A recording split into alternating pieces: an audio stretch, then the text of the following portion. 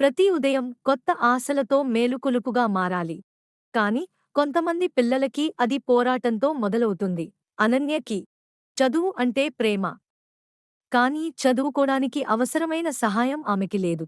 ఆమె కుటుంబ ఆర్థిక పరిస్థితి అంతంత మాత్రమే. సరియైన బట్టలు లేవు, పుస్తకాలు కొనుగోలుకి డబ్బులు ఉండేవి కావు.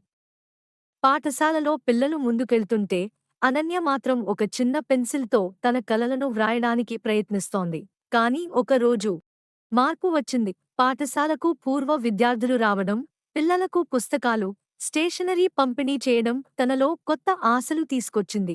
చదువుకోవడానికి కావాల్సిన పుస్తకాలు, రాయడానికి కొత్త పెన్సిళ్లు, కొత్త ఆశలతో అనన్య ముందుకు సాగింది.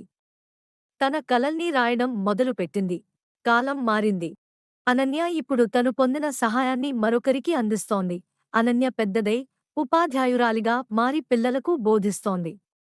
అప్పుడు అనన్యకు పూర్వ విద్యార్థులు ఒక ఆశని ఇచ్చరు. ఇప్పుడు ఆ ఆశను ఆమె మరో తరం కోసం వెలిగిస్తోంది. యత్నం ఉండాలి. ప్రతి కల సాకారం కావాలి. రండి మాతో చేతులు కలపండి, కలిసి మార్పును సృష్టిద్దాం. ఆరామ్ వేర్ ద చిల్డ్రన్స్ లెర్నింగ్.